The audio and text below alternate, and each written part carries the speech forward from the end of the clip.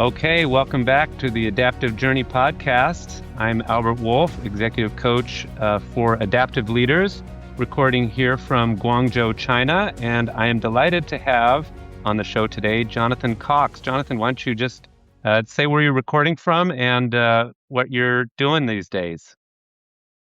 Well, great to be here and great to see you again. So I'm actually recording this from just outside of Melbourne, Australia, where I live with my wife and three children. And my company is based in Hong Kong and Guangzhou, where you are now. And my team is based there. So great to be on this podcast. And looks like we're going to have a good time together here. Yeah, and very unusual. If you're watching the video version of this, we actually have matching backgrounds. Jonathan's is Guangzhou skyline at night, and mine is day. It actually is daytime where I am today. So it's pretty There unusual you to have go. somebody that has a background that so closely matches mine. So StratForms, Jonathan is the founder and CEO of StratForms. You can see the logo there on the video feed. Just tell us maybe in just a few sentences, what is StratForms? And then we're going to jump into your story a little bit. Great. So I've been working with China for a long time, came first in 1998. With my eyes on the prize and the opportunity of selling to Chinese consumers even back then. But we started this company 11 years ago for the purpose of launching brands from outside China into China and commercializing them. And that's what we do. We help brands go from zero to hopefully their first million and beyond across multiple health and wellness categories. Yeah, so for listeners that are trying to wrap their head around that, most people in the West are used to made in China as a thing that you experience wherever you are, in Michigan or whatever. You turn your thing over, it's been made in China. And that's all these products coming out of China. Jonathan is doing the opposite. He's bringing things into China to sell to China. And I was introduced to you ages ago in a former life when I was managing a retail company. And the my boss introduced me as Jonathan is the guy who brought Tupperware to China. Is that accurate? Would you still describe yourself in that way? I I helped to bring Tupperware to China, and that's a great part, I think, of my China journey was coming to Guangzhou in 2002 when the Tupperware China business was less than $1 million. And it was really like selling ice to Eskimos, selling expensive plastics in China, partially imported and partially manufactured through the Tupperware manufacturing unit in Guangzhou. And it was wildly successful. And I was part of that team, that initial team under a guy named Vincent Liang and his management team. I was running the marketing and sales. So we're really interested on this show about adaptivity and how do you keep growing and keep changing and adjusting what you do based on what's happening around you and the needs around you. How have you? This is well over 25 years now in Asia. How have you stayed adaptive and what are some of the big pivots that you've had to make? Boy, this is China. So it's constantly changing and adapting. That's for sure. I think it's interesting though, because some of the cultural learnings and the historical learnings and the social learnings, I think they remain largely consistent and you can build on those over time. However, the ways and means and the channels and their regulations and things like that are constantly changing and adapting in the China market and probably faster and quicker than anywhere on earth or a lot of countries. China goes at China speed. Um,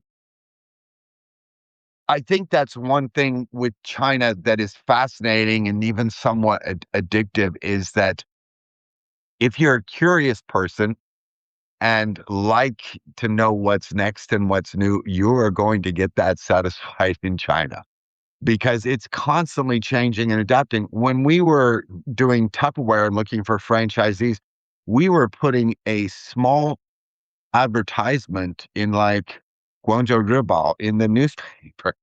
Like that's how we were advertising and connecting with our consumers with a telephone number to the office to call and make an appointment. And China has changed so rapidly. I guess the biggest change is probably the digital environment and landscape, how it's completely online. But China is a place where you can lean on your gut and your experience of the culture, but you have to be open constantly to changes and new channels and new regulatory environments. Yeah, that's something that I've noticed early people early in their time in China are kind of shocked and maybe even annoyed by how much things change and how fast they change and like why can't you answer that? Why can't you tell me the actual answer? Because I mean, even just looking at your background, when you came to Guangzhou, that tower wasn't there. Like the Um, big Most of centerpiece. those buildings were not there. Yeah.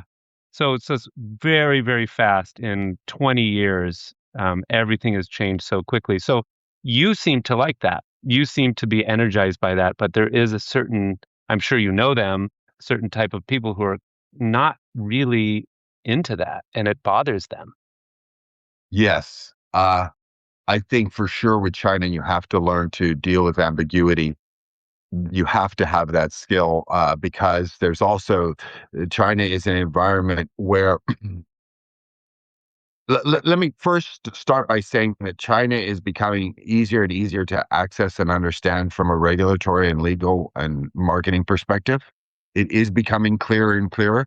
However, still there is an element of how something is actually posted and official and how it's implemented can be two different things. And you have to be willing to understand that and those cultural differences and be willing to flow. You have to, with China in particular, you must always be in a position of learning, always, no matter who you are and no matter at what level, you must put yourself in a position of learning and absorbing and asking questions. That is absolutely crucial for any leadership position in China. Don't let Yeah. the mold, don't let the mold set. Yeah. Keep it a bit fluid and flexible. Yeah, so this is really interesting to me because my team of coaches and I, we work with leaders on adaptivity. That's our main focus. And I just feel that China is such a great training ground for adaptivity if you can do it, if you can hang in there. And it seems like that's what you're saying too. Would you agree with that? Absolutely. And I guess part of learning to adapt and change and accept new and different things is you've got to realize that in China things are not always exactly what they seem, and there's deeper reasons behind things that you see on the surface. So it takes time to get to that. It doesn't. It's the nature of the Chinese people is not naturally to be very forthcoming. They're more reserved. They're more protective of their information. So it takes some patience as well to even find out how you need to adapt. But it's a fascinating and interesting journey. What Uh, what I'm just curious about your background before you came to China. What was it that attracted you? Were you always sort of into these high pace, um, high curiosity challenges, and then China was just the next big one? How did that all play out? so my journey with China specifically started when I was 5 years old in 1980 when my parents moved from England, where I was born, to Hong Kong, and we lived in Sai Kung, which was out in the New Territories. It was a remote village at the time, and my parents were teachers and Christian missionaries. So I was exposed then to Hong Kong. Then we lived in Hak Sa, which is in Macau. At that time, that island did not have electricity. This is before the casinos. It was a Okay. very remote village. And then we moved to Thailand and we lived in southern Thailand, really in the outback of Thailand in Hat Yai and Songkhla in the 80s. During that 10-year growing up in Asia, we did not live like expats. I never lived in a house with running hot water or air conditioning. So we lived like the locals. We weren't rich. We were rich in faith, but not in material possessions, which I think was a good reference point for understanding and coming into Asia. Why China? I remember as a child when we would go and buy our bag of rice for the month in Thailand, I remember that the seller of the rice had Chinese characters above their store. And often that was the case with traders. So whether you were in Manila or Singapore or Malaysia or Ho Chi Minh or Bangkok, the traders were Chinese.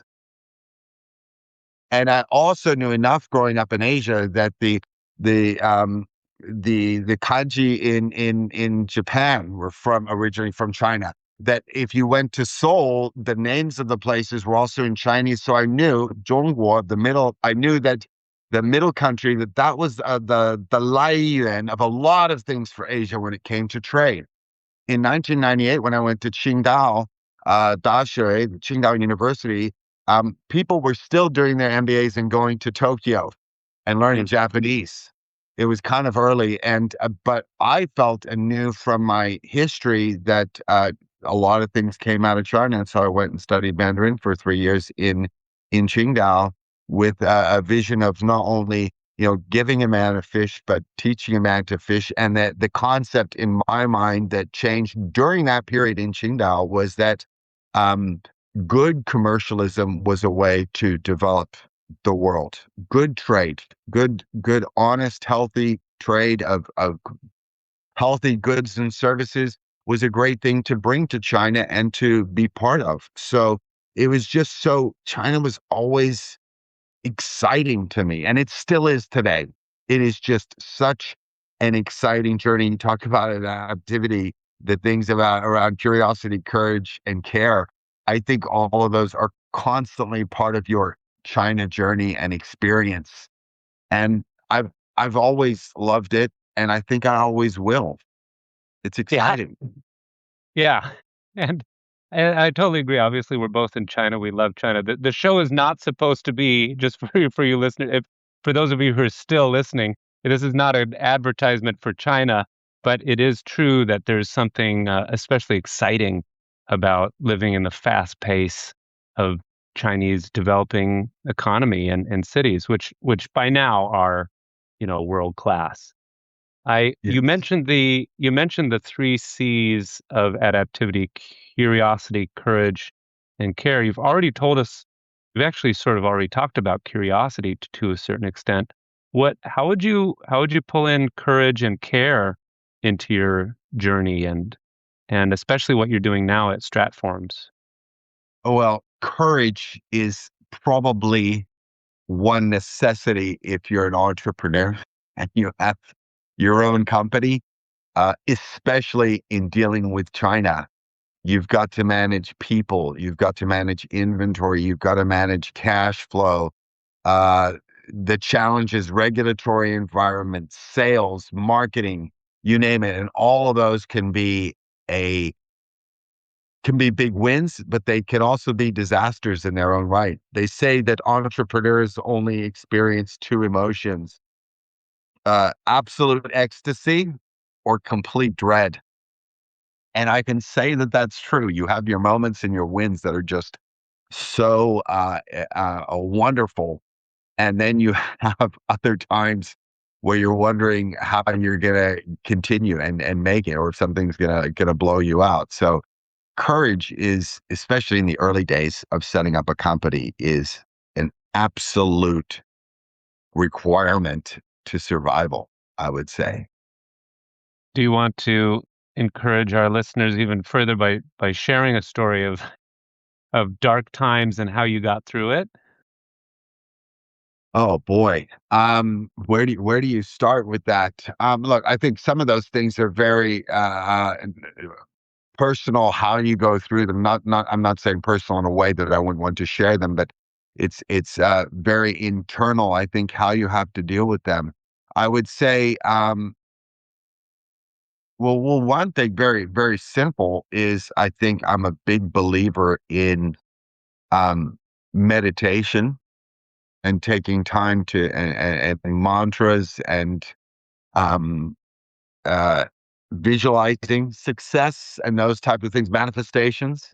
And I think I'll take a step back from that and say that I think it's interesting that almost all cultures and religions have some form of prayer, meditation, supplication, manifestation as part of their belief and practice system.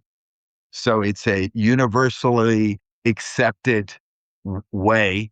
And so I would say, yeah, to find courage, I think courage and confidence is very inside you and can come from one is setting yourself through meditation and calmness, especially in China and Asia, that can become very exciting and confusing and full of pressure, things coming at you. So setting yourself in a quiet way.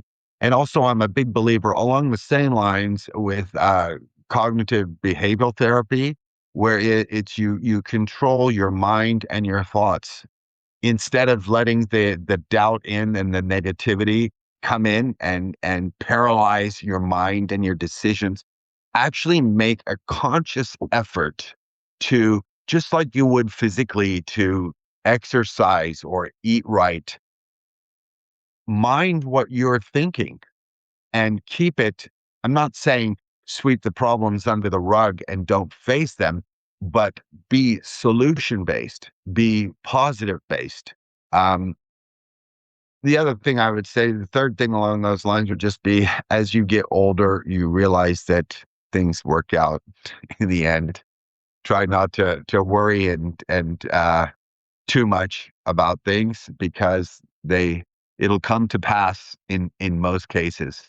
So as far as dealing with courage or dark times as a leader, um, I would say, yeah, meditation, control your thoughts. They're kind of very similar to each other. And yeah, what was the last one I said? The third one. Anyways, Get older. those three. As you get older, more maturity and historical perspective on things. There you go. I'm getting old. I couldn't remember my third point. Helps a lot. Helps a lot. So, and if I was at a fourth one, having a mentor, somebody you can speak to, a confidant, is also really important. And I do have mentors and people that I call for questions and to give me advice on things that are beyond my experience or mental capacity. Um, Paul would be one of those people. Jeremy Sargent, I'm sure you know him from Happy Monk. He's a lawyer in Guangzhou. Yourself would be one of those people. Frank Lee, who's done distribution in China for 20 years. He's an absolute data bank of information, been through it all. So having people to talk to is also really important. It's great. And it's cool to have all the shout outs, and honored to be on that list. Paul Condrell getting mentioned there, also one of my mentors and former boss here in Guangzhou. I think, Jonathan, I think you brought up such a great point, which is you're sort of saying two things about courage. One is it's inside you and you have to kind of dig around and find it. And maybe as you get older, that gets a little bit easier. But then it's also outside you, and you need to enlist the wise counsel and the support of people in your support in your network. And so that's I think that's a really good reminder for anybody who's listening, who's thinking, yeah, the three C's of adaptivity: curiosity, check; care, I care plenty. But there's that self-care angle, and then there's the courage that you might feel is where you need to lean in a little bit. Those are sort of the two approaches, looking inside. But then don't forget to look outside. Yes. Yeah. I just as we're speaking, one other thing I would say, this is on a personal level, that is super important for my courage and confidence and being in the right headspace for me, is exercise. I religiously go to the gym at 5 a.m. on weekdays, 5 to 6, and then I can be back home when the kids and the family start to wake up and be part of that morning wonderful experience. But for me, it's not about losing weight or only or being fit or buff or anything like that. It's really about exercising my body and getting myself at the start of the day in the right headspace. That honestly helps my confidence and courage levels a lot. That I'll make my fifth point in terms At, of courage. how long has that been part of your routine? It started really in COVID. So the last 5 or 6 years, I would say, I started doing it on a consistent basis, and you can track everything now. So I know I'm doing about 200 workouts a year or getting out there. It could be a run if I'm on a business trip. I really try to do that. And it's so important for as a leader. You mentioned self-care. For me, it's a crucial part of self-care. It's so counterintuitive sometimes because people we've talked to or clients or coaches, I wish I could, I don't have time, I can't fit it in. I feel exactly the same. It actually creates time. It actually yields back productive hours just from a the other thing that you said I want to highlight is just the anything is better than nothing. Like get out and do, it doesn't have to be a huge workout, but just any workout. Would you agree with that? I'm sort of putting words in your mouth. Totally agree. And speaking of being time poor, because we all are, you can also couple that with listening to a great uplifting podcast. I just was listening to one the other day, Kevin O'Leary, talking about a lot of things about leadership and focus. And what was his whole concept he was talking about? Noise or strategy. There's two words he used, but anyway, one is focus and the other is noise, and choosing that focus. So Yeah. you can be doing two things at the same time. Yeah. Yeah. So if you're listening and your exercise is not a big part of your routine or it's not as big a part of your routine as you want, at least we're trying to encourage you to explore. And maybe with your, cognitive behavioral therapy angle, saying, maybe the messages that you're telling yourself about exercise need to be challenged. Maybe you actually do have time. Maybe it won't be as painful as you think it will be. Just have a look at that. Exercise is such a great secret to Jonathan's success, and it's such a great part of what you could have. And most people do have time between 5 and 6 a.m.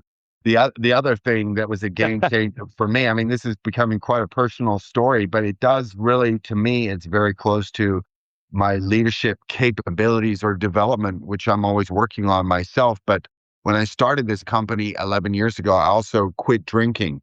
And that was a game changer for me because drinking, especially in China, it zaps so much time and energy, and sleep is used up because you're out with the Chinese guys. And I tell you, once you start, it is very hard to put brakes on in China. So, I'd been there, done that, and starting this company, I wanted to go in with a new positioning as a leader and as a business person. And my current network of Chinese distributors and friends, they all know now that I do not drink and I do not drink at all.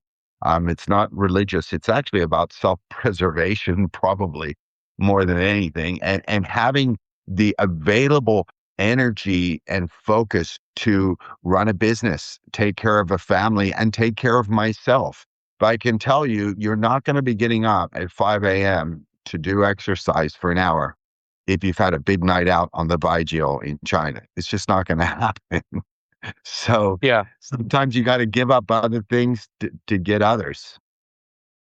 Just want to point out, Jonathan, you're constantly challenging the status quo. There is definitely a very loud voice in China that says to be successful doing business here equals you are drinking with your clients, with your customers, with the government, whoever it is. And you just challenge that. Absolutely. And I think I can come from 10 years of drinking and 10 years of not drinking, and both of them doing business in China. So I think I have a pretty good perspective on that. So, do you want me to expound on that slightly? Well, the thing that's interesting about it is we all have these messages that we received that are somewhat true. There's somewhat, I mean, there is a reason people say you have to drink if you do business in China. But then it's somewhat not true. And so that's a really interesting line of inquiry. Was it scary to give up drinking, or were you just so fed up with it by that point that it was an easy switch? It was scary to give up drinking. I think, and again, we're getting very personal on this, but I don't mind at all. Okay, I good. think one of the biggest things to give up was there was a sense of manliness and pride of your ability to drink and carry it well. And not drinking might appear to some as a weakness. I will say that globally, that has changed. That perspective has changed a lot in 10 years. It's much more admirable now to be a non drinker. People understand it and accept it and support it. Whereas before it was, they would be constantly like, have a drink, have one, and pushing you. That's changed. Um, in China, the modern day distributor, e-commerce platform, etc., they're not the same as their parents, in that Yeah. you've got to just to get ripped on by Joe to be able to do anything. And I will say in hindsight that some of my most enduring long-term friendships that I still have today in China were not based on drinking baijiu of 10 years ago. They were really based, those relationships were based on other things. And a lot of the ones that were just based purely on baijiu were just shallow, and didn't last. Today's business person in China, I find to be different than 20 years ago, very different. In fact, they'll go to a dinner and they'll say, we're still going back to the office because we've got an e-commerce promotion that goes off at 12 o'clock tonight. And we're still going to go back and work. And they admire you for not drinking. And I mean, there's one guy I just went to see in Ningbo, and I've known him for 10 years, and he's now having me help him with a completely different project. But I believe that one of the reasons he reaches out to me is probably because I don't drink. One of the reasons, and he knows I'm extremely honest and dependable for some business things he wants to do in the US and he wants some help with. So it can become an advantage. And the world is changing very rapidly to be much more supportive of uh, taking care of your health and self care, as you put it. And to me, that's all part and parcel. I just I love this story so much, and I do want to thank you for being so open about it. Obviously, we didn't script this; we didn't know where this conversation was going, but it's such a great case study for adaptivity because the idea of stopping drinking 10 years ago, that's a major life change. And then the exercise routine 5 years ago, 6 years ago, that's another major life change, but they're yielding so much, so many benefits. You needed all three C's of our, not to shoehorn it into a model, but you needed the curiosity to ask yourself, I just want to point out what you said.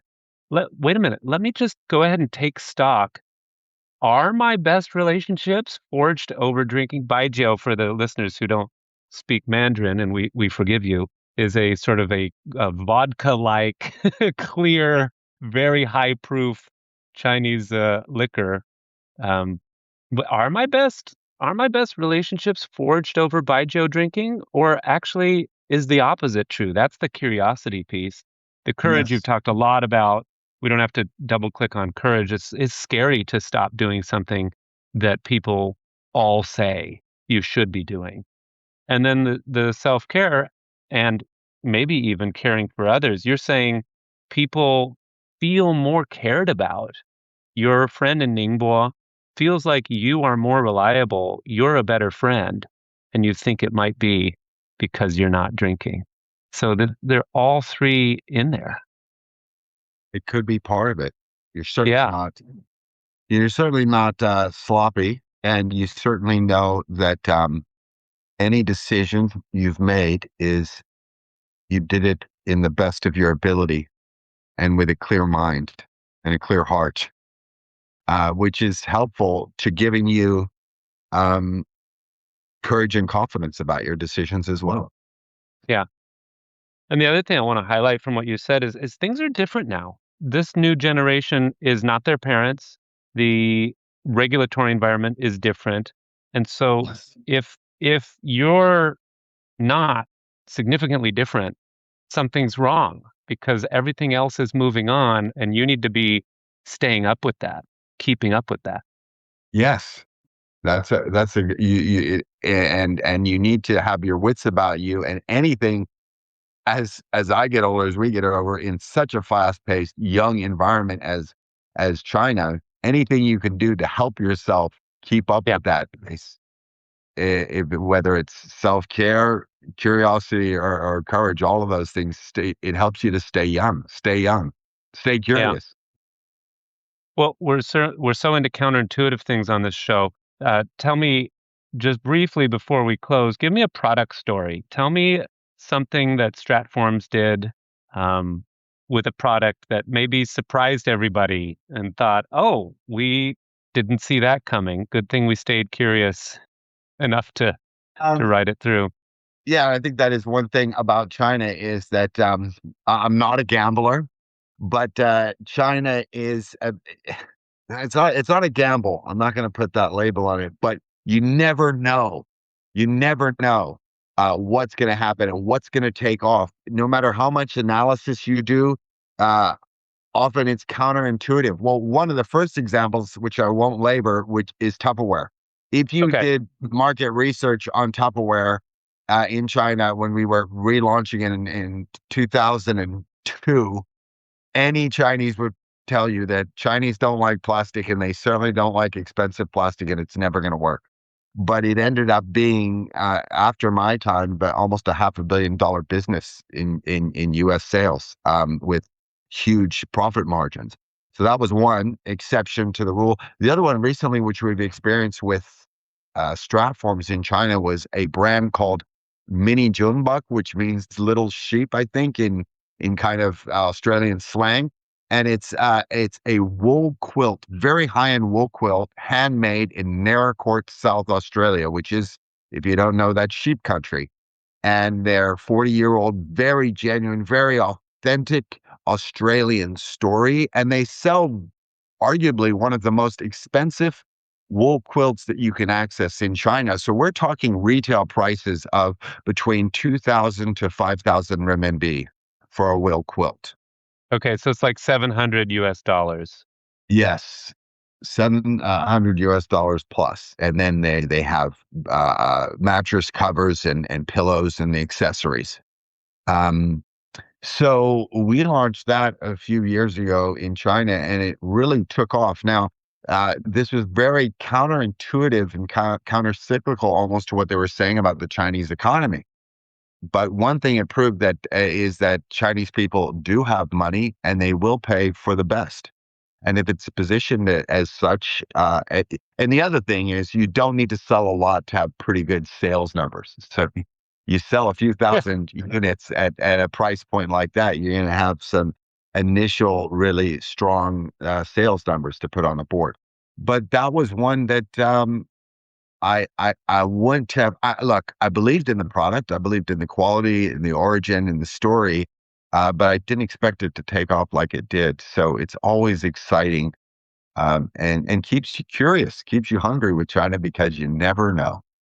What's your mindset when you're launching a product like that? You kind of tell everybody, keep your hopes down, get your expectations low, and let's see what happens. Or what do you, what are you thinking when you launch something?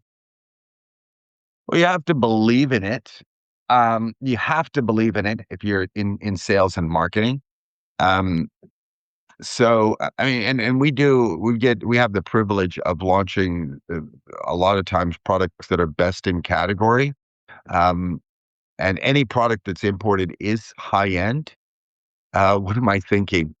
Well, I try to squash the doubts to give it a chance because if you've been in China for a long time, you know how challenging and how potentially impossible it can be. But then at the same time, you have a belief and a hope because you've seen things 10x on numerous occasions. I've said this to many people. I've been involved in the last 20 years of companies going between 0 and 10 million in 3 years and then above, 4 or 5 times in China in the last 20 years. So I've seen them like 10x very quickly. And that keeps you excited and believing. I'm a believer. I'm Yeah. still a believer. Okay. Well, this has been great, Jonathan. I really appreciate you spending time and sharing your story. I think it's very valuable, a very important story for us, all of us who are struggling with similar thoughts about maybe things that we want to try, but it's scary or it doesn't make sense or it's countercultural, counterintuitive. And you've given us a little bit of encouragement today. Well, it's been a pleasure to reconnect with you, Albert. You've always been someone I admired and looked up to, and it's great to have this opportunity to share everything that I've been given, I've received from someone else. So it's always important and a happy occasion to pass that on.